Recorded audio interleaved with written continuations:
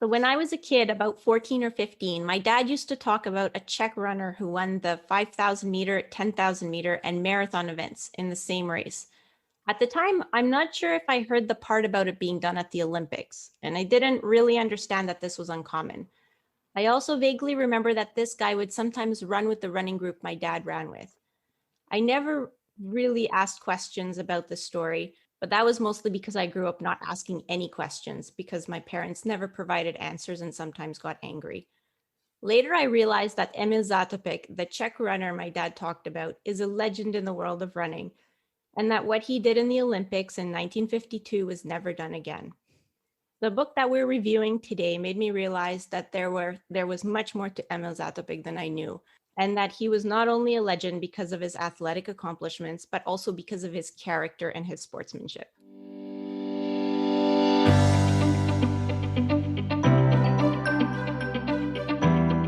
Hi, and welcome to the Running Book Reviews podcast, where we review running books to help you decide if you would like to read the books for yourself.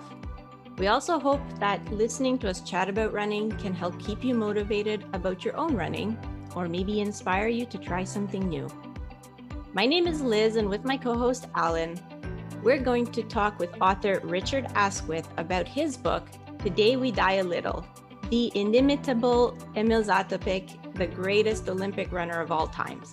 Today We Die a Little is the story of Emil Zatopek's life and his athletic success, but also a history lesson of the communist era in former Czechoslovakia.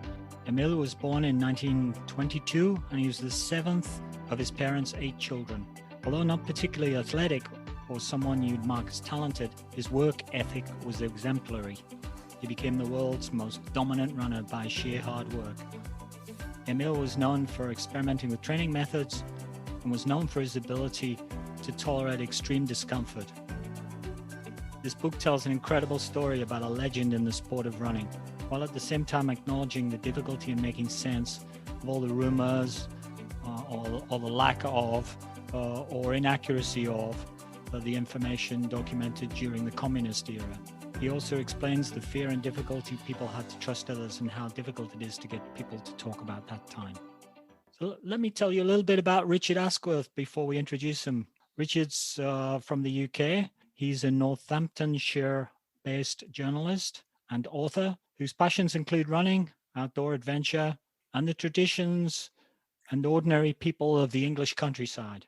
He's written 6 books, including non-running books, but also including books of running, Running Free, and a book called Feet in the Clouds, which was an award-winning book about fell running in the UK. I think the Americans call it trail running, but the UK people call it fell running. I also noticed that Richard co-hosts a running and writing workshop with another person who's been a guest of ours, Darren and Finn in Devonshire. So welcome, Richard. Thank you very much. Thank you very much for asking me. It's great to be here. Did I miss anything significant out of your bio? That's probably just about all I've done. Yep. Quite a bit, 6 books. Emil Zatopek, quite an eminent guy to target a book on. What made you decide to write this book? Well, I suppose the answer is the very first time I sort of started to become aware of running and just get a bit interested in it was sort of as a small kid watching the Olympics in 1968, 1972. And that was just around the time when I first heard people talking about Zatopek. You know, he'd sort of basically disappeared after the Prague Spring. And there was this sort of, I heard these interesting stories I didn't quite understand about this runner hero who had sort of disappeared because of communism and no one knew where he was and he was being persecuted. And then probably by the time I got into my 20s, I got a bit more serious about running and a bit more, a bit keener on sort of really dedicating myself to running. I then sort of learned a bit more about Zatopek's story and all the stuff about how he used to train his incredibly punishing training regimes, the way that, this soldier from a poor background used to train with his army boots on and with his backpack on his back, and he used to run in the snow and in the dark and in the woods, and when he was on sentry duty he used to train just running on the spot for hours on end.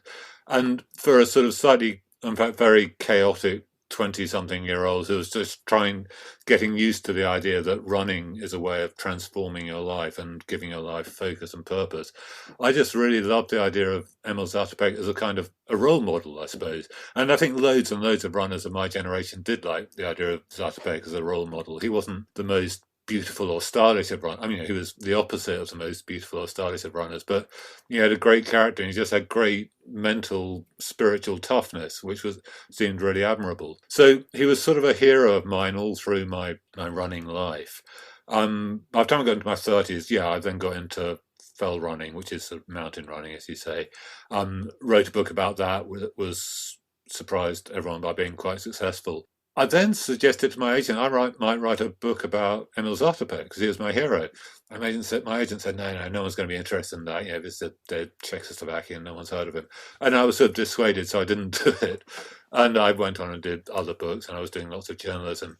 And I suppose about 15 years after that, I was way into my 40s by then. And I'd written two other running books, Feet in the Clouds and Running Free.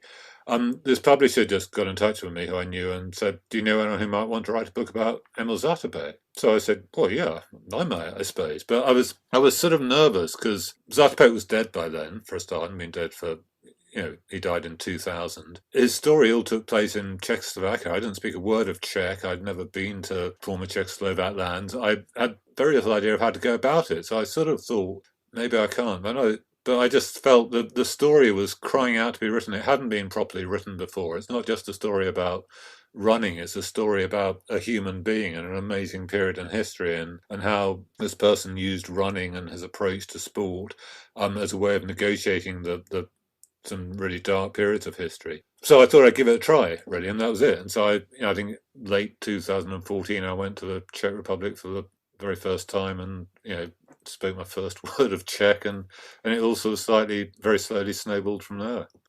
So do you know Czech now? Because that was actually one of the things I was kind of asking myself, because that must have been hard because he lived in like a small town, I think, and so his wife was also from a small town, and it just sounded like, well, if you had gone to these small towns and all these publications were all in Czech originally, like any of the documents that you had mentioned that you read.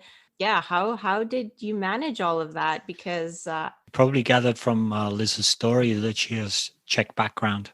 Oh, I was wondering about that. I mean, I'd like to know more about that, actually. But in answer to your question, I managed with great difficulty. And to start with, I relied on, interpreters. And when I first arrived, I was meant to be meeting the interpreter somewhere and I couldn't find it. And I tried to ask for advice, but I didn't know any words and I didn't know what people were saying back to me. And I really, really struggled. And as you say, Emil Zatopek, in fact, himself spoke 8 languages. He was, which is part of his character and his story. But certainly he came from this, very small town where none of the people of that generation really spoke English or any other languages. So it was a real struggle. But eventually I realized that if I'm going to do this book and I'm going to have all these interviews and read all these documents and I've got to pay someone to translate every single word, I'm going to bankrupt myself before I get anywhere near finishing. So I started very slowly trying to learn. And although it's a struggle, you do, if you're interested enough, it's actually a great way to learn a language. If you're really interested to know what lies on the other side of the code, you sort of you find that you can learn and you start recognizing words and phrases and things like that. And you sort of, I taught myself by listening to recordings of Emil Zatopek talking and reading his own writings. So it was a fantastic learning experience, really, which I felt really enriched by. And it certainly extensively researched the book in terms of, you went and spoke with people and dug up all the documents and didn't take a lot of the anecdotal things for fact. There's a lot of fact checking. How long did the whole process take you? It didn't. It took much less long than I would have liked in some ways. It took, literally 18 months probably between first getting there and the book coming out. So it was very much done as a rushed job against a deadline. And I think actually for me that was a real bonus because there was so much, there's such a, sometimes you research biography and there's there's a shortage of material, and you think, how am I going to find? There are gaps and things like that. With Zatopek, it's the complete opposite. There's just too much. There's this massive stuff. Half of it isn't true. Half of it's propaganda. Half of it's just myth that's been repeated and exaggerated. And I think it would be very easy just to sort of drown in the great mass of material. And so for a writer, it's actually, I think it was very helpful to me just to know that I've got to finish it by such and such time. I've just got to write this chapter somehow. And it was a hair-raising experience, but I felt that the story of his life just follows this very powerful narrative arc. And I think that sort of just held it together. I'm kind of shocked that you managed to do it in 18 months, because if you'd asked me to guess, I would have said, well, minimum 3 years. You know, we spoke with Matt Hart about the Nike book, Right, yeah. Win at All Costs. Mm-hmm. You know, he has an extensive amount of research, because I think he feared getting sued by Nike if he made any kind of wrong steps. Yeah. And that took him 3 years, and that's all in the modern era. It's all in, all happened over the last 3 or 4 years. So for you to do it in 18 months, it must have been pretty whirlwind. It was very whirlwind, but I think sometimes that works and sometimes it doesn't. And I think I could imagine spending 20 years on it and not getting anywhere near the finish. So exactly, which would be worse. So I guess the first question is who is Emil Zatopek? I mean, you kind of introduced him a little bit, but maybe you can just sort of say who he was, where he came from, just very briefly for the audience. That's a big question, really. It is a big question, so that's why I said briefly. But I don't know. I don't know if you can really answer that question briefly. I'll try and keep it brief. He came from he was born in 1922, as you say. He came from a very poor background, a small-ish town called Kopřivnice, far from Prague. His father was a trade union official, but life was a real struggle for them. One of the two of his brothers died young. One in an accident, one basically took his own life because of financial difficulties. But so the family was really scarred by poverty. And then as Emil was growing up, you then get the Second World War coming, the Nazis coming. Emil managed to get educated at a sort of shoe factory place in southern Czechoslovakia, where you could also learn chemistry and get educated. He had no particular interest in sport. He was discouraged from doing sport as a child because you don't wear out your shoes and all the things that used to happen in those days. But he gradually found that when he was at this shoe factory, which was a fairly tough environment, if he agreed, and during the war, if he agreed to run, then that gave him a little bit of freedom. And he found by accident that he was good at it, having been forced to do his first race. So he then started doing it more and more, got really interested in it. He had a very inquiring mind. He was very friendly. When he started to race internationally, he immediately started making friends around the world and teaching himself languages and things like that, which is why he ended up speaking 8 languages. He started devising his own training methods, and really an awful lot of what is now taken for granted about interval training and things like that was largely, not entirely, but largely developed by Zatopek. And he just trained so much harder than anyone else at the time that he revolutionized the sport, and he became very, very good. He first really sort of came to world attention in the 1948 Olympics in London, when he won gold in the 10,000 meters by a vast distance, and then he actually blew it in the 5,000 meters and won silver. But in fact, that was his most exciting race, because he made up virtually half a lap in the last lap of the 5,000 meters, and he just became, and the British fell in love with him, because the 1948 Olympics were held in London, and the Czechs were there shouting Zatopek, Zatopek, and then all the English started joining in as well. And then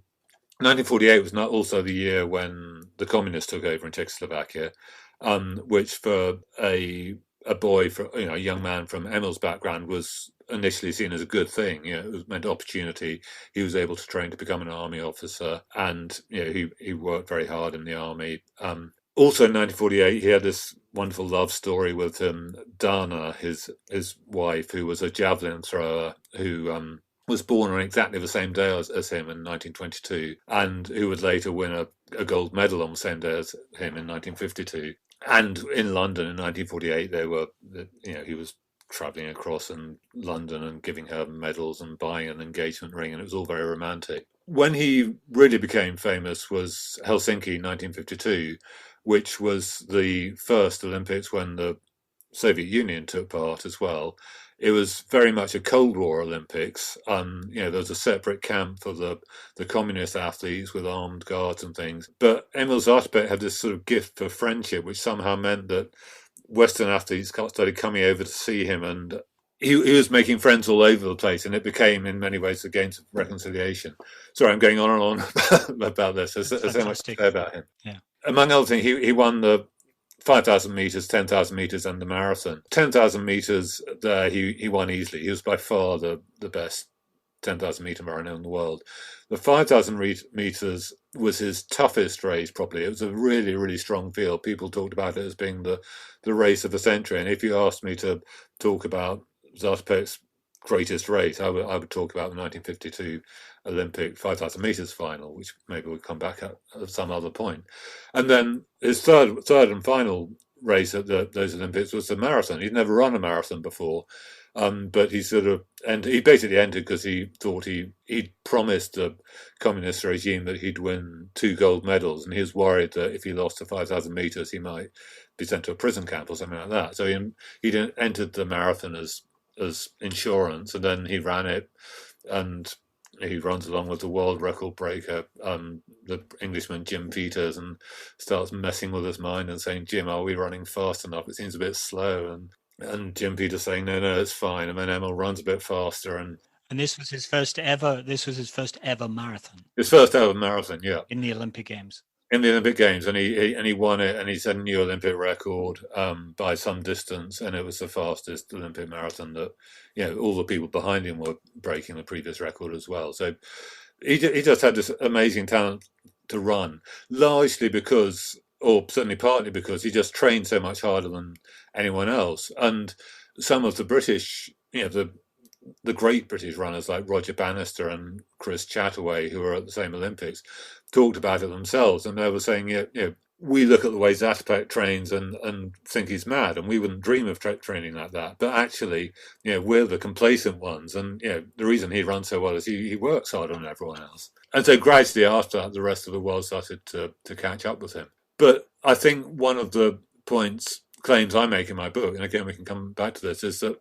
in the 1950s, Emil Zatopek was really the equivalent of Muhammad Ali. He wasn't just a great and unique and mold-breaking champion. He was a public figure and a sort of iconic figure. And one of the things I found interesting researching the book was when I first started my research, I talked to friends, colleagues, younger runners in England, and I'd say I'm writing a book about Emil Zatopek, and they'd say, "Who? Never heard of him," which was amazing. A guy who once been the most famous runner, most famous sportsman in the world, and no one had heard of him. If I spoke to an old person, someone's grandmother or grandfather, even if they'd weren't interested in sport, I'd say Emil Zatopek, and they'd say, "Oh yes, I remember Emil Zatopek, 1948 Olympics. Yes, Emil Zatopek." Wow. So he just made this huge impression on the world. And subsequently, in the sort of later 1950s and 1960s, he was this grand old man of sport. He was in Czechoslovak society. He was a great hero, and whenever he appeared anywhere, everyone wanted to meet him. And he was, he spread happiness and joy. Again, a bit like Muhammad Ali, wherever he went, signing autographs, messing around with people. And the great tragedy of his life, or the turning point of his life, was when the Czechoslovak communist regime began to liberalize in the mid to late 1960s, the Soviet Union then sort of didn't approve of this, and there was this big Warsaw Pact invasion in 1968 to crush what was called the Prague Spring. And Emil Zatopek was one of the leaders of the opposition to this. So he had been a sort of a major communist propaganda figure. He was the human face, the shining face of the communist regime. But he was very much in favour of liberalisation. And now when the invaders came, he was, out there in Wenceslas Square in Prague, haranguing the Soviet soldiers in their own language, saying, "Go home, you shouldn't be doing this. This is wrong. We want to be free to live in our own way." And as a result of that, very soon afterwards, the invasion was successful. The Prague Spring was crushed. The hardcore communism was re-established. And Emil Zatopek basically lost everything, and he was chucked out of the army, and he lost his roles in sport, and he basically was unable to stay and work in Prague, and he spent years just working as an itinerant labourer, living in a sort of little caravan and digging ditches. And in the West, no one knew what had happened to him, and he was sort of pretty much unmentionable. And to me, that's very much part of his story, and how he dealt with that struggle, for better and for worse, is part of the sort of inspiring but also tragic story of Emil Zatopek. So therein lies the parallel with Muhammad Ali, with his refusal of the draft. Absolutely, His yeah. problem with the government at that point. Absolutely, yeah. No, you're dead right, and it's exact. Oh, it's not exactly the same thing. It's a similar sort of thing. And I mean, oddly, with Zatopek, there was another Ali-like moment, which was before the 1952 Olympics, because it seems to me that one of the inspiring things about Muhammad Ali is, by taking the stand he did, he missed out on the prime of his sporting life. So it wasn't just going to prison or going to exile. He could have been boxing then, and he wasn't, and he never got that back. He achieved amazing things, but your prime is your prime. It doesn't last very long. When Emil Zatopek was about to leave for the Helsinki Olympics, which he knew he was the best he'd ever been, and he could make history there, the communists decided at the last minute that one of his friends, one of his teammates, couldn't go because this was someone called Stanislav Jungwirth, and his father had been in some sort of political trouble. So the communists decided he couldn't go, and he was dropped from the team at the last minute. And Zatopek was so incensed that he said, "Well, if he's not going, I'm not going." And he refused to get on the plane. And there was this standoff that lasted several days, and the plane took off without him. And the Western reporters in Helsinki were told, "Oh, Zatopek's unwell; he might not be able to compete." And in fact, he was just staying there in Prague, refusing to go, defying the government, basically. defying the government. And had his bluff been called, that we'd have forgotten him by now. Probably he would have been sent to the uranium mines, which is the worst thing that could happen to you. And he'd never have won those medals. But in fact, I think the communist officials realised that they might get in trouble if their best athlete somehow didn't appear and win glory for Czechoslovakia. So at the last minute, the officials caved in, and Zatopek arrived late and went on to make history. One assumes that if he went and he didn't win the medals, probably he would be subject to. It's probably only the glory of winning the medals that protected him from reprisals afterwards. I think very definitely, yes. So he's really. Did he realize that he was under that pressure? Because you don't see that pressure on him. Yeah, he certainly talked about it at various times. He said, "If I lose, I'll be sent to prison." Okay. But whether he meant it or was joking, I don't know. But I think he must have done. I think he must have realised what trouble he was potentially in, and he just knew that he had to win. And it's one of the fascinating things for me is that despite being under this, all Olympic athletes are under pressure, and you put all this effort in, and you sort of think, "I've got to win," and if you don't, then it's a tragedy. But for him, he must have known, "I've got to win, or that's it. I'll be locked up."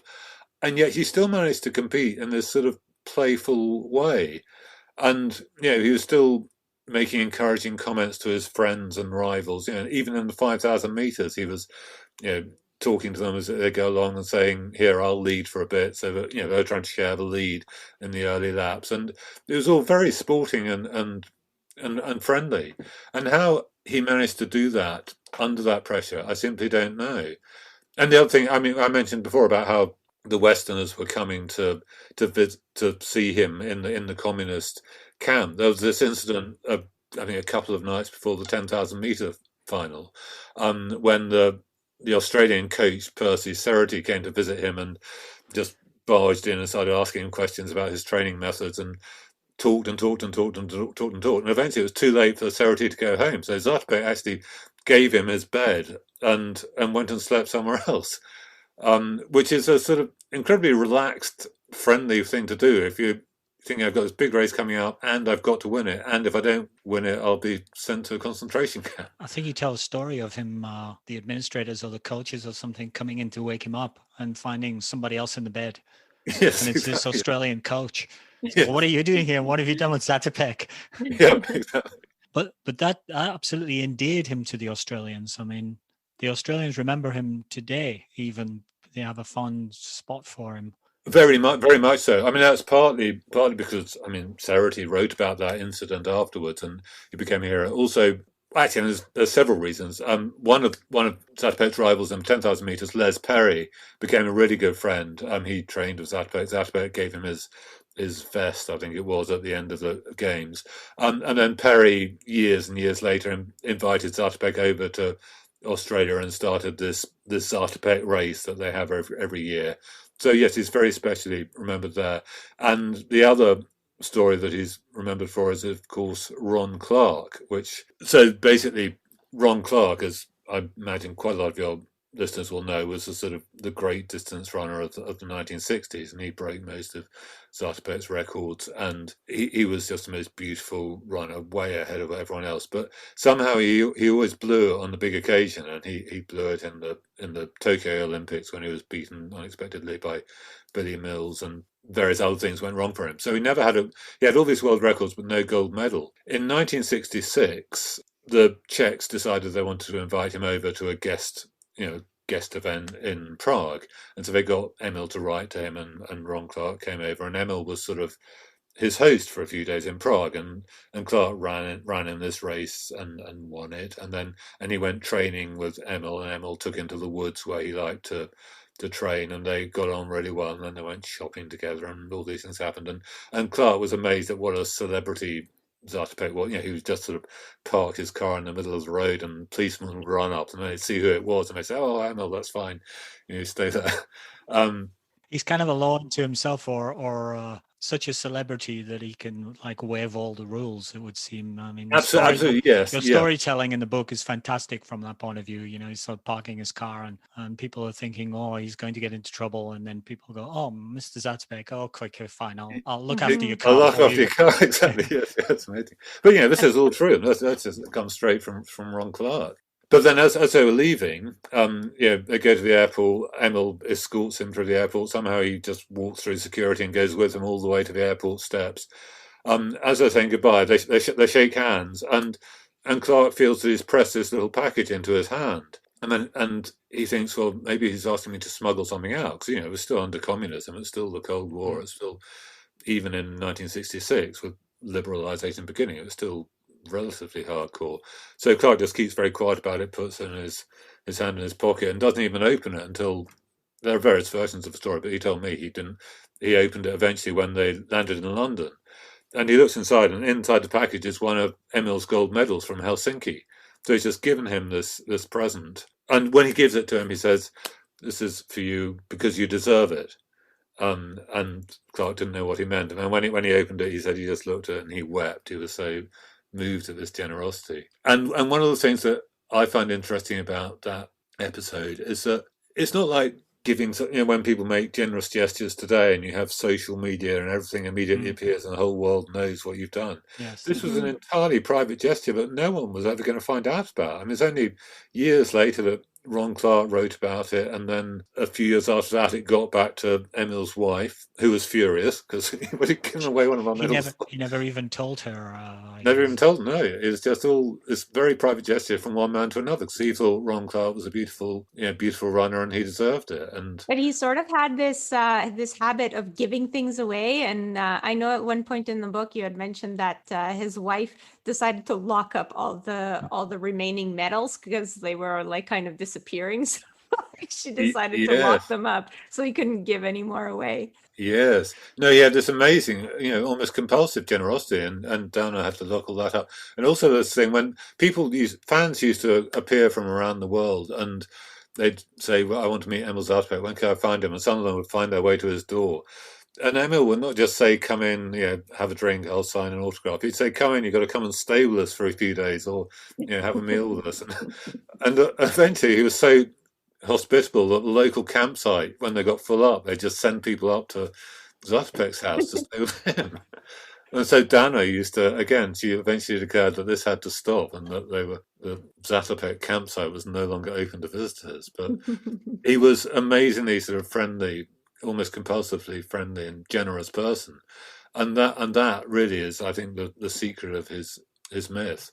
It's interesting because, like, part of the story is sort of how he kind of used his fame to sort of, he got away with certain things that like a lot of people didn't get away with, sort Mhm. of, and even like you said, death. I mean, he didn't get sent to the mine like some prisoners would get sent to the uranium mine, and Mm. basically you had a life expectancy of like max 5 years or something, but when you got there, and Yeah. he never went there. He would, he went into exile like in the middle of the woods somewhere, but he didn't, they didn't kill him. And he would, do these things like park in the middle of the street, and people would just be like, oh, it's okay, just do whatever. So he sort of used his fame to, he got away with things, but at the same time he was so generous that, I don't know, I guess he kind of deserved it.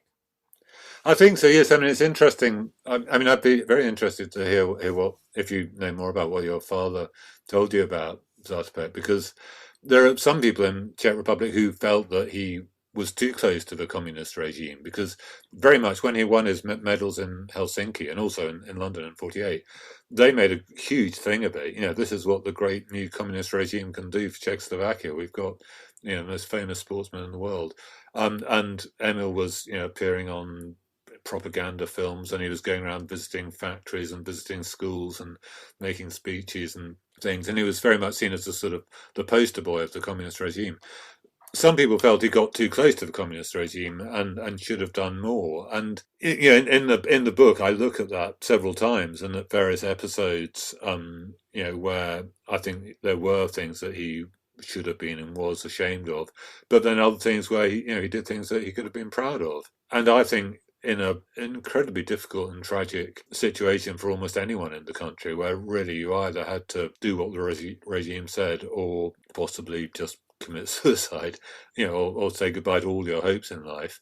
He sort of tried to steer a middle path, and on the whole, I think he did much more good than harm. Partly because of this, as you say, this sort of this generosity on a sort of day by day level.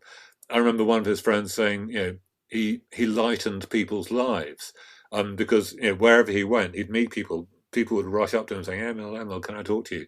And he wouldn't just talk to them. He was genuinely interested in them. He would find time for them. He would encourage them. He would be glad to see them. And person after person, that made a big difference to them. Yeah, it's interesting because my dad didn't really talk much about it, but I mean, he clearly thought that Emil was a hero. So I guess in his eyes, he was a hero. But, even just like why, sometimes when I was a kid, I'd ask my parents, well, why did you leave? Because, I grew up here in Montreal. Like, I didn't have, most of my friends had like aunts and uncles and grandparents. I didn't have any of that because they were all back in the Czech Republic. So they were really like the only ones from their family that had left and come over here. And Right. they never really talked about it. And like, I kind of vaguely remember them saying something about freedom to study. Like, my dad wanted to study art. And so at one point, and I don't even know if it comes from my parents, it might just come from like the outside trying to explain communism, and how, in communist regimes, sometimes they will value things that are like that will produce a product, like skills that are useful, and things like studying art is sometimes not seen as useful. And so, my dad wanted to study art, and so that was kind of like the connection I made in my head. I'm like, oh well, he left because he couldn't like study what he really liked or whatever. He didn't have the freedom to do that. But I didn't realize, your book was truly like a history lesson. I'd never heard any of this. I had no idea that there was so much like tragedy and so much suspicion, and there were spies. And I mean, you talk about all of these things that I had absolutely no idea. And even just like my mom growing up, sometimes she would, well, even now, she'll sometimes lie about silly things that don't matter. And Hmm. I never really, it kind of frustrates me because then, if she tells you something that's important, you don't know if it's a fib or it's truth. And so, like I, I get frustrated with that. But then you hear about in the book, like you talk a lot about the spies, and sometimes you don't know, like your neighbor or even your family member could be a spy. So you'd be suspicious of everybody, and you'd always watch what you say. So that was really interesting. Yeah, no, I mean, it was fascinating to me as well.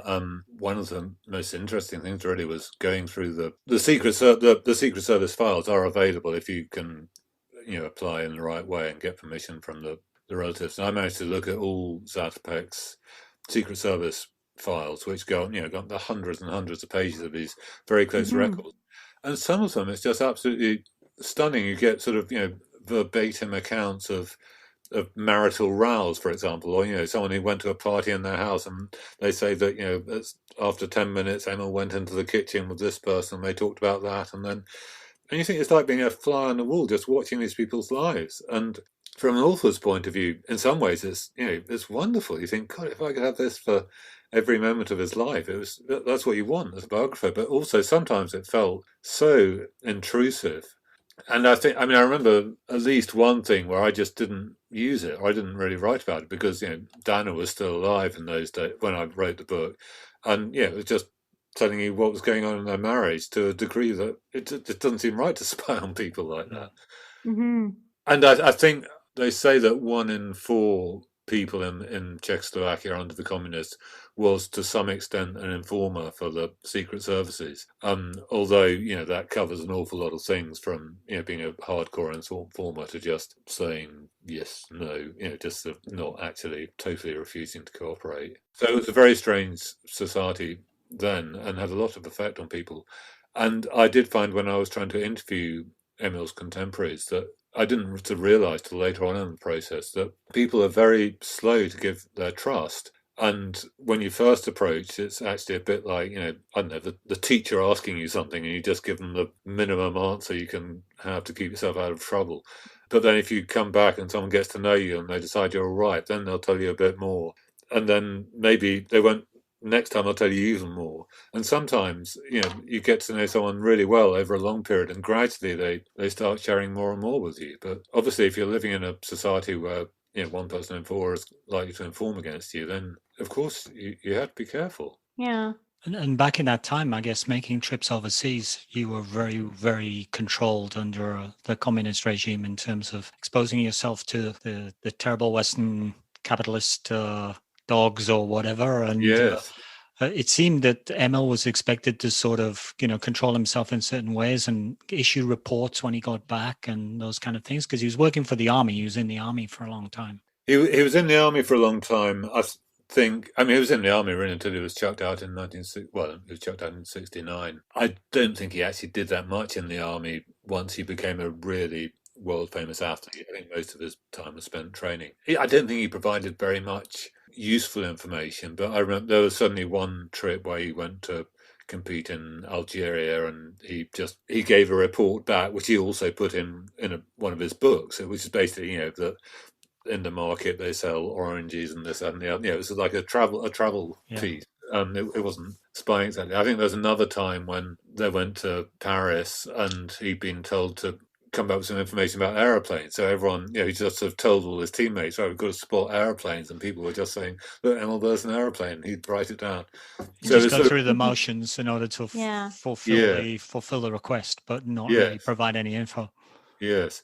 And the other thing is, I think the teams were accompanied by secret police, I guess. But on the whole, everyone knew who they were, the proper policemen. I remember Dana telling me that when they were training, she was throwing javelins and other such things.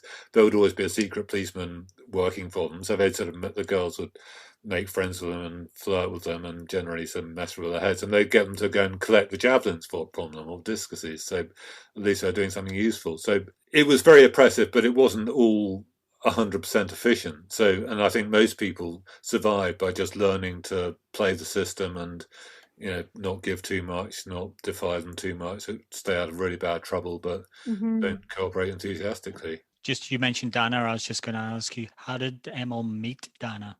I think they initially met at a athletics meet, and I think Emil had just broken a record, and Dana was told to go and present him with some flowers because of this, and then they got chatting and they liked one another, and then I think on the bus back they got it chatting some more, and then Emil asked her out on a date, and then when he mentioned that his birthday and she realised it was the same as her birthday. Then she thought he was kidding her, and so they then had another date when they showed each other one another's birth certificates, and it sort of gradually grew from there. So basically through athletics, and I think for Dana, it's part of the one effect of it was that she realised how seriously Emil trained in order to be a champion, and she realised if she wanted to be a champion, she would have to do the same, and so she did. And she became one of the great sportswomen of Czechoslovakia as well. And she won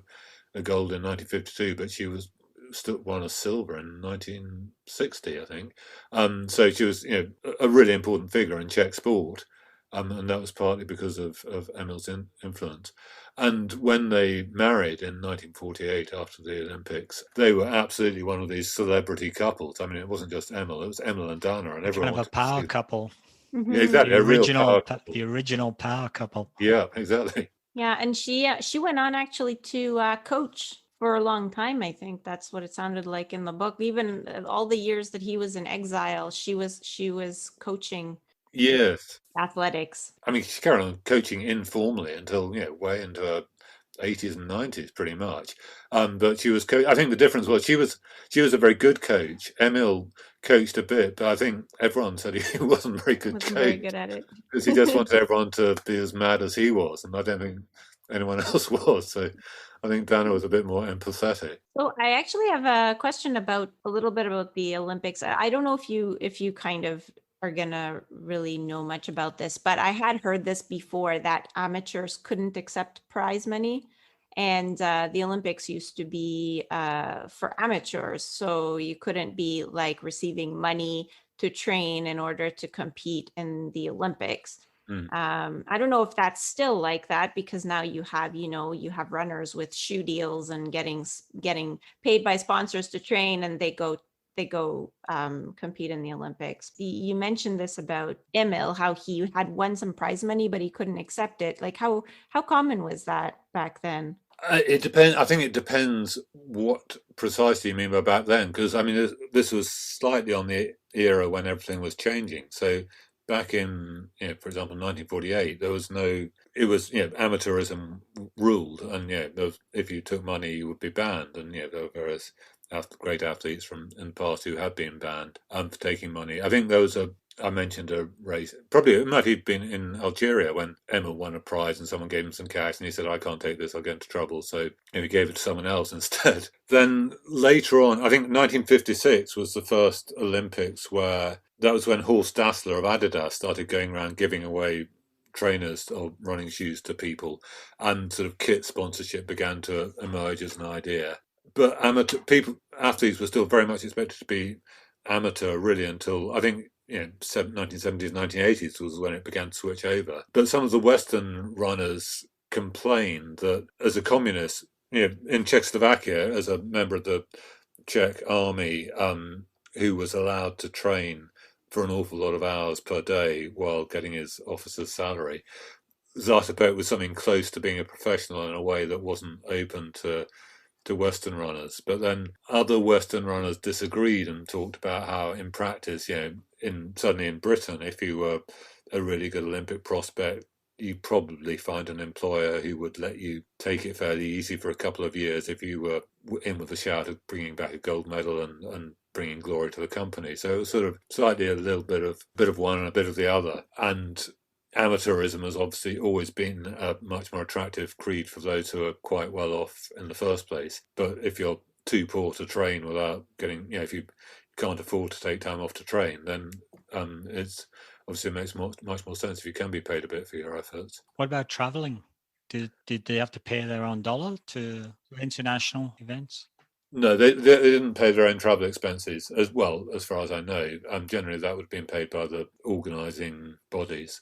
I mean, the travel often wasn't very comfortable. I remember there was one account Emil gave of early in his career having to go and race in Berlin shortly after the war, and he sort of took a train and then another train. He ended up in bomb bomb-ruined Dresden in the middle of the night, and I think he then had to bicycle for a bit or something like that, and so only just got to the stadium in time. It was no luxury travel or anything like that. And I think he actually, I mean, they didn't make him do traditional army work, but they made him do a lot of public speaking, and it seemed like his calendar was pretty full, but he wasn't doing any of the physical labor. So in a way, I think he was probably, working for his money. So he probably was working for his money, and there's a limit to what an army can do in peacetime. And Emma once said to be in the army in peacetime is paradise. You get food, and for him actually just being in the army and getting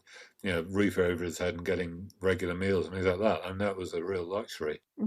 I don't think I think there were certainly times in the 1950s where he used to moan about how much public speaking he was having to do and just going from one engagement to another, and I think he once got reported to the Secret Service for moaning too much about having to make his speeches.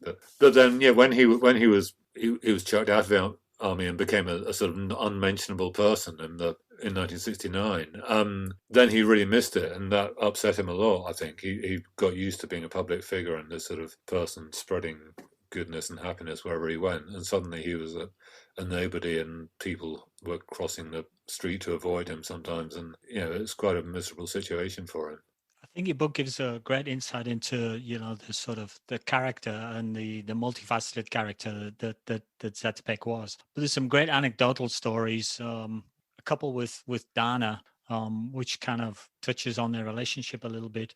The first one I enjoyed a lot was them sitting in London looking at his silver medal. Yes. I think they were on the side of a fountain or something, and Dana goes to inspect the medal and then drops it. But so it's after the war, so they didn't have an athletes' village or anything like that. People were staying in all sorts of places, and the Czech women were staying in a girls' school somewhere over in West London, and Emil was staying in a military barrack somewhere else. So he decides he wants to go and see Dana. So he gets up, and he doesn't. His communist minders don't want anyone to leave the barrack. So he gets up before dawn, sneaks out with his medal, finds a bus, sort of uses his rudimentary English to get across London, walks the rest of the way, goes to this girls' school where Dana's staying, and sort of starts whistling their favourite song outside her window.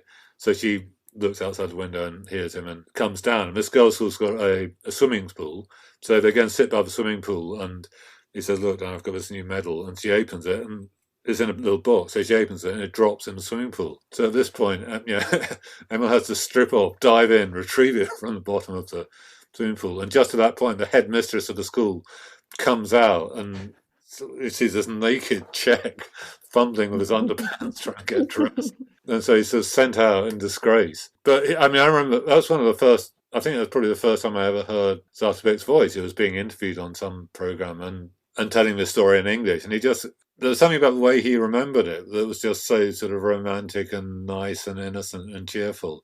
And everything he wrote about the London Olympics as well. I mean, he was very eloquent about it. There's this famous quote he made about how, after all the suffering and the bombing of London was as if the sun had come out, and suddenly, people from different countries were coming together and making friends. He had this really romantic attitude to life, which to me is what made him such a wonderful and inspiring person, irrespective of the precise number of world records he set or gold medals he won or anything else. He seemed to be such a sociable guy that he was learning languages by osmosis almost. Yeah, I think he had a photographic memory. At one point after he'd retired from sport, he was sent to Indonesia for a year to be a sort of a coach, and he and Dana lived there for a year. And he used to get up at 4 a.m. with this dictionary. He'd just start at the beginning, and every day he'd memorize a few pages just like that. And by the end, he was speaking fluent Indonesian, which I think that's impressive. It was impressive, and I certainly couldn't do that. But it obviously partly came just from a desire to be friends with people, to communicate. Yeah. But also, there was a time you said that his parents thought he was very bright, and they figured he would go to teaching school, but that didn't end up happening. It was never quite clear why that didn't happen. I think he was told something about not being able to sing properly, which might or might not have been true. I think he might. There was a possibility, and he might have felt that it was because he was considered to be the wrong kind of person to go to teaching school, because this was before the communist era, and the Zatopeks were just working class people, and you didn't really expect teachers to come from that sort of background. But he obviously was very, very clever, and when he went to the shoe factory in Zlín in southern Moravia, to where he got this sort of industrial education in chemistry, he was obviously very clever at that, and he was a very bright and eloquent and humorous person. So you mentioned that after Emil's death in 2000, Dana started a race in his memory, and I think you also mentioned that you ran that race. Yeah, I've run that race a few times actually. It's a great race. It's a Emil Zatopek memorial run through the homeland of Emil Zatopek, and it starts from Kopřivnice, which is his hometown, and it ends in this little village called Rostov pod Radhostěm. And it's about 14 miles or so, and it's just a road race. It's very up and down and winding, and it goes over a mountain, so it's quite tough. But people come from all over the world to do it, and it's just this really nice atmosphere. And when you get to the other end of the village where it ends, that's where he's buried in this, or his ashes are buried in this little wooden Moravian village, which is incredibly quaint and old-fashioned, and where Dana is now buried with him in the same grave. And it's just a really nice.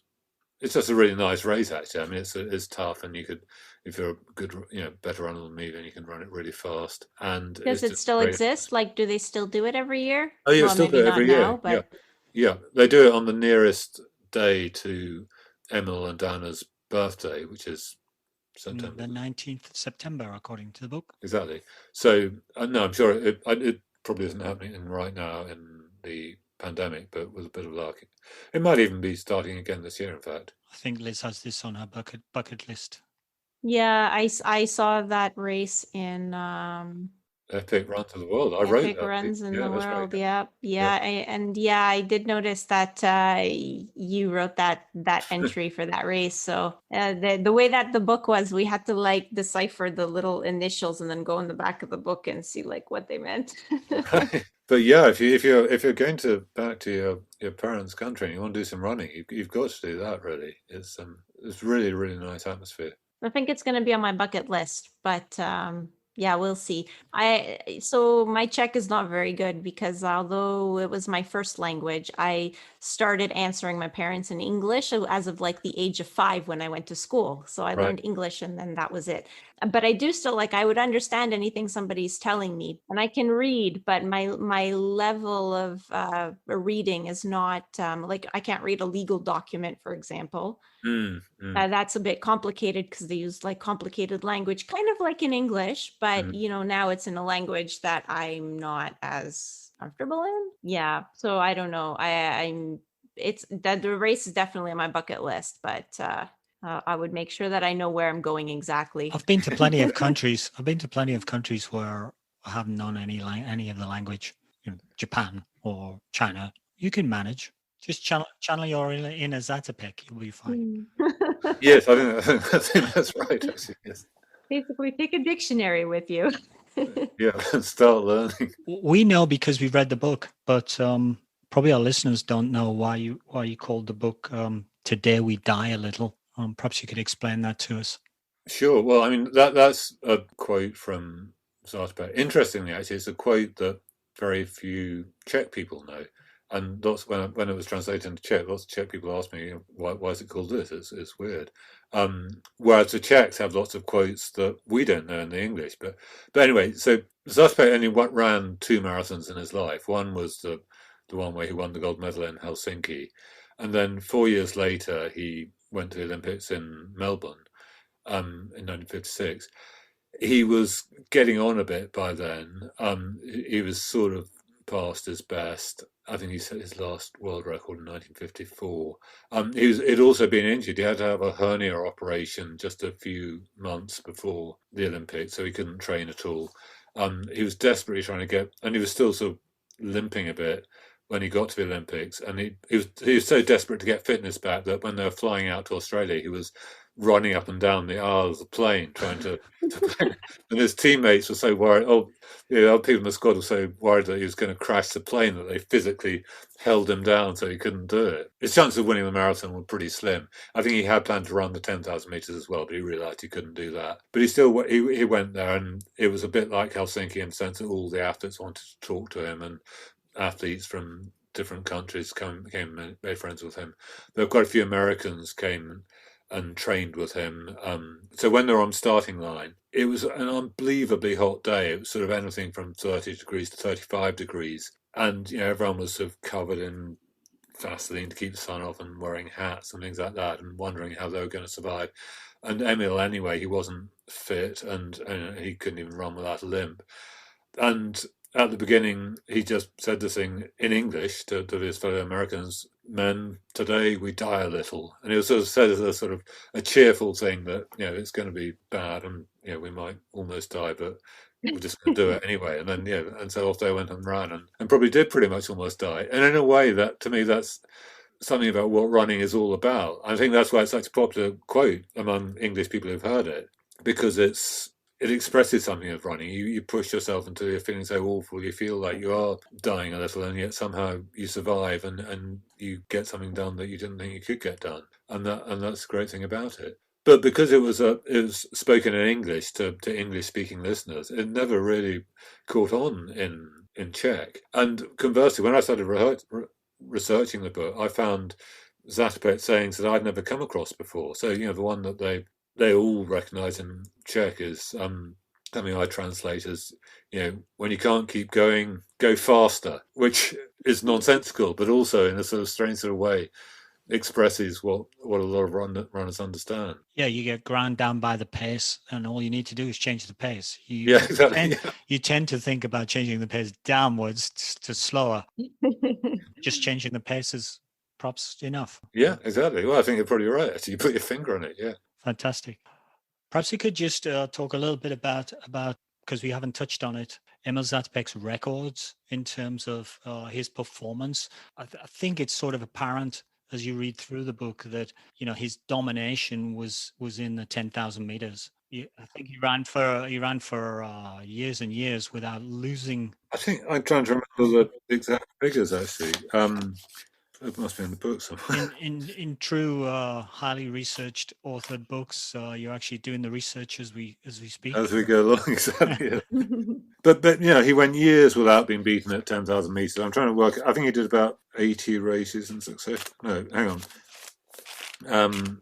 Well, I know he was one of the first to go under 29 minutes, because back then I that was the Holy Grail.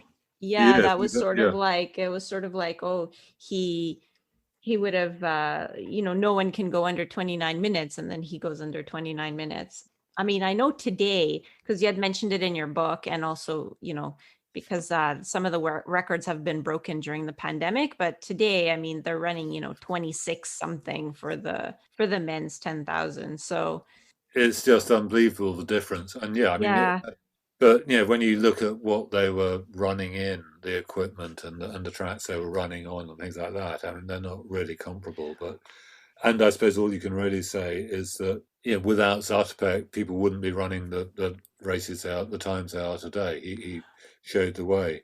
I mean, I think at 10,000 meters by 1952, he'd lost only one of his last 70 races at that distance.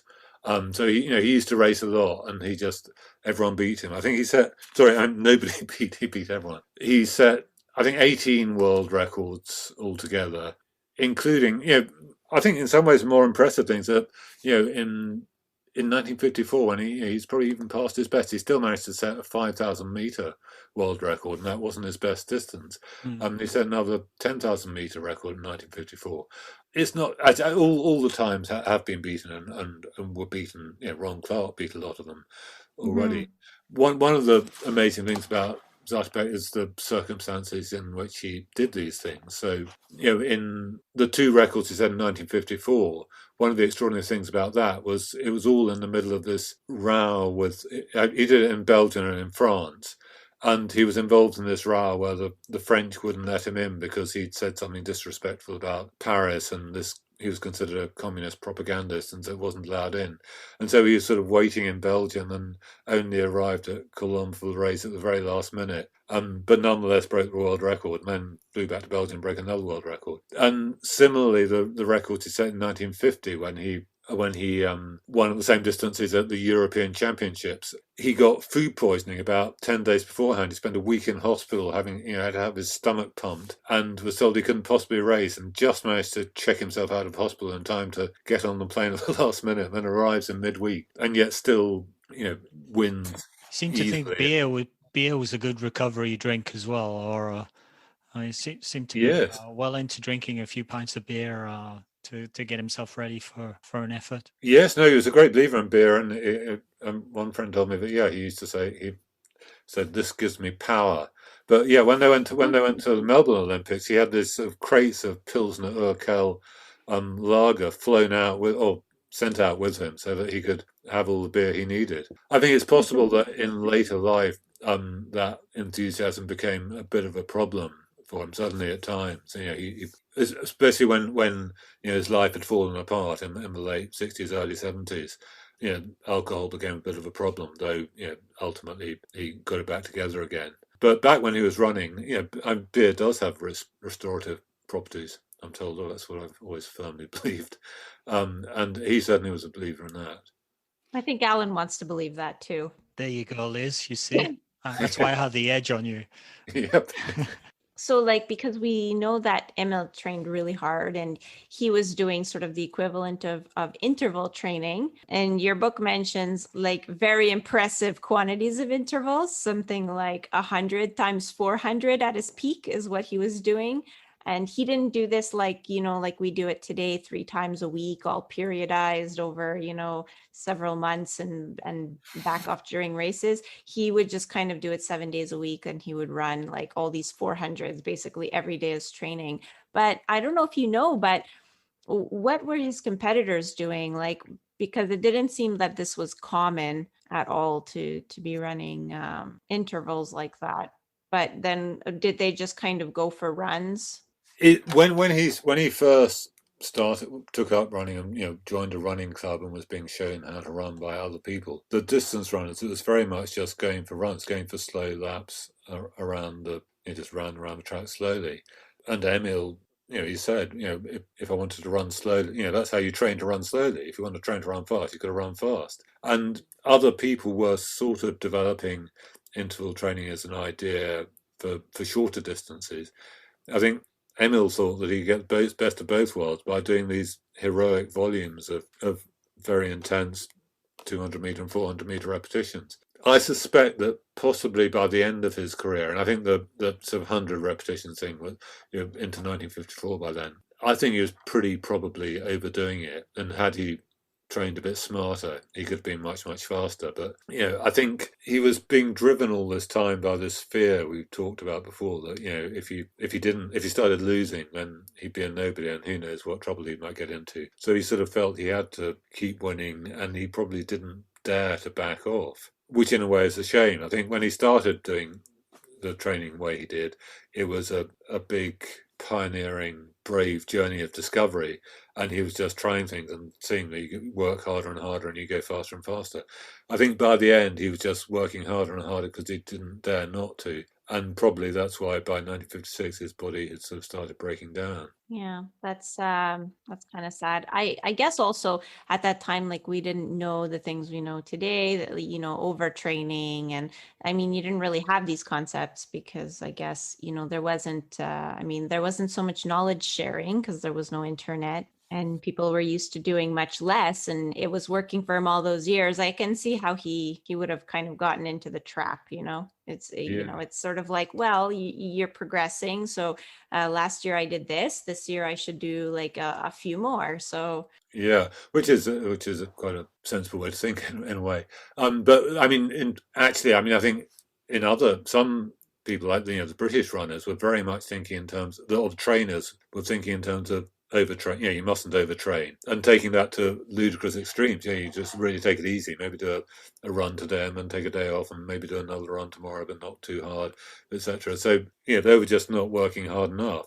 And I think one of the reasons that runners from different countries were so enthusiastic about their friendships in those days is on the rare occasions that they did get together and communicate, they wanted to swap secrets. And Zatopek was very generous. He shared all his secrets with anyone who asked, and also he was learning a bit about what other people were doing. And that those were the Olympics were really where knowledge spread, and so they became very important to people. And the true ideals of sport were applied, the heroic ideals of sport and the spirit of friendship and sharing. Yes, very much so. Yeah, that was the other saying associated with Zatopek was, great is the victory, but greater still is the friendship, which I think, for him was true, and so it was true for Dana as well. And, is why he was worshipped by so many of his rivals and fellow runners from around the world became lifelong friends with him. Given the degree of specialization, I think it wouldn't be too far to say we'll never see it again. I don't think we'll see the 5,000, 10,000 and marathon won in a single Olympics by a single athlete. Probably not, but just keep an eye on the women's distance races in Tokyo.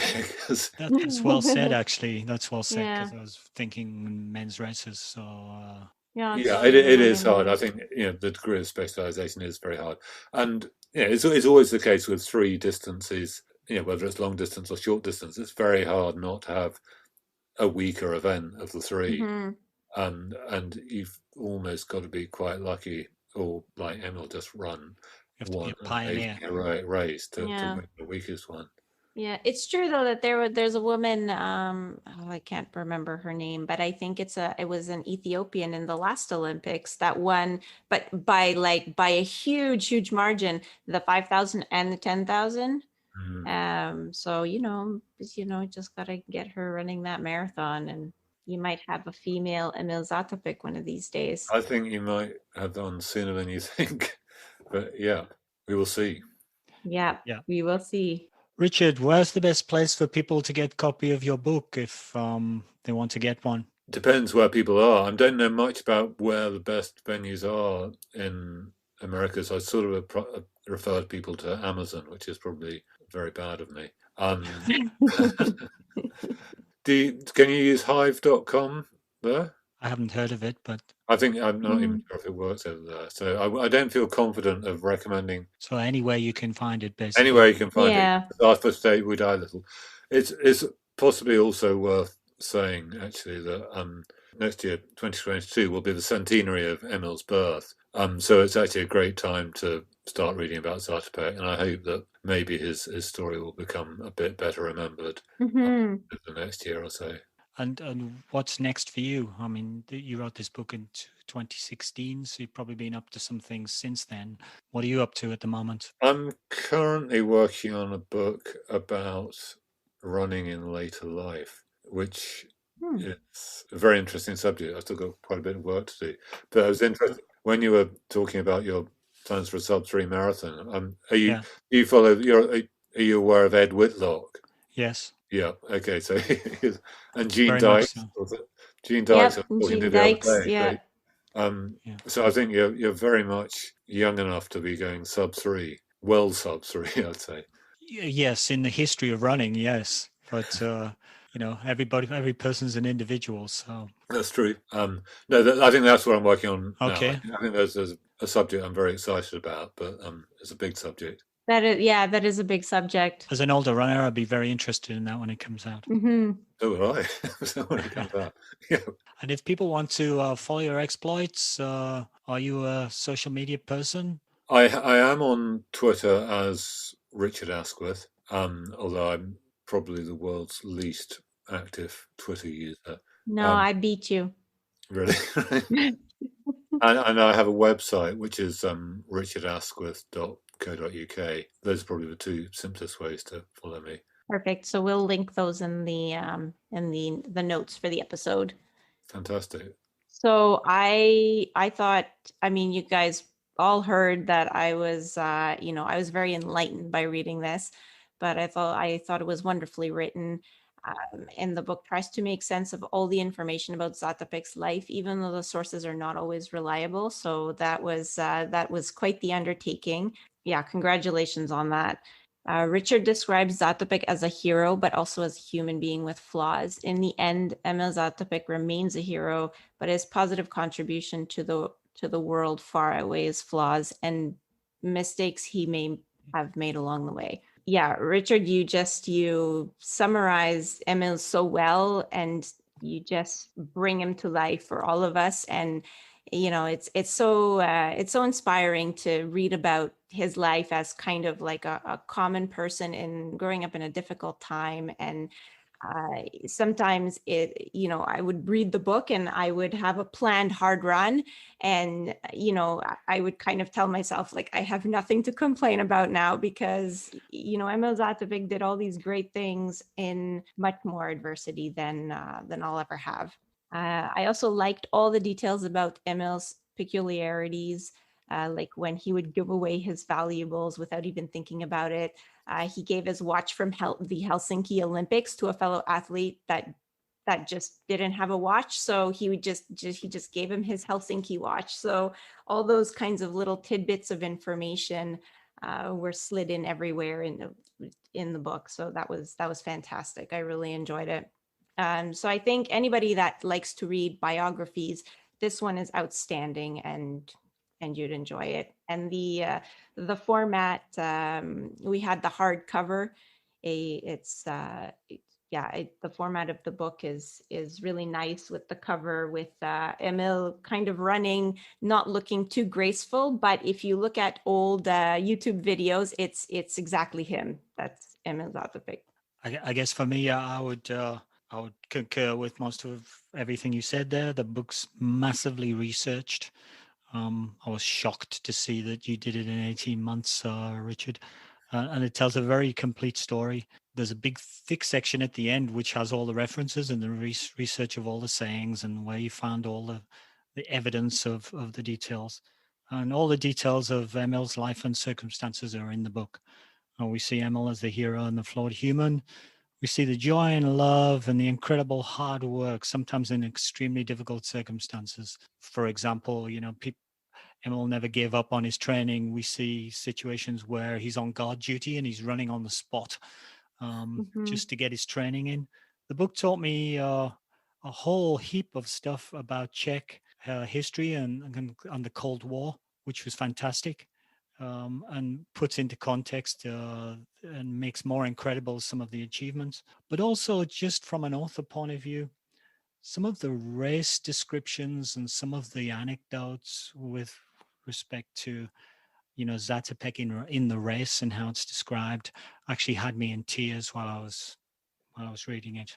So I can't give you a bigger tribute than that to say, your author skills brought me to tears in sections when I was reading some of the races. They were fantastically described. Wow. Thank you. That's fantastic. That's great to hear. I know there were some amazing races, I guess. So, it's... So, if you're wondering whether you should read it for yourself, go out and do it. You won't waste your money on the book, and you won't waste your time on the reading. Mm-hmm. Yep. And a great public service by Richard for all the future generations that will know about Emil Zatopek. Hopefully, the book will be around, and yeah, I hope so. It'll inspire somebody to redo Emil's 5,000, 10,000, and marathon Olympic gold medals. And with that, a big thank you to you, Richard, and we'll just do our outro and get you on your way. Okay. Well, thank you very much. I really enjoyed talking to you. It's great that you're enthusiastic about Emil's story. And yeah, I can't speak about the book, but I think the story of Emil Zatopek is just one of the great stories in the whole story of sport, and I felt really privileged to be able to write his story. So thank you very much for talking to me. Cheers. Thank you for listening to another episode of the Running Book Reviews podcast. Big thank you to the publisher, Bold Type Books, for providing review copies and also putting us in touch with Richard Askwith. Big thanks to Richard for spending time with us today. And if you'd like to leave us feedback about how we can improve the podcast or want to suggest a book that you'd like us to review in a future episode, you can contact us on social media. So we are Running Book Reviews on Facebook and Instagram, and on Twitter, we are reviews_running. Please also follow us on social media to find out about the newest episodes when they're released, and you can subscribe to the podcast on your favorite streaming platforms so that it is automatically downloaded to your phone as soon as it's available. That's all from Running Book Reviews. Bye for now.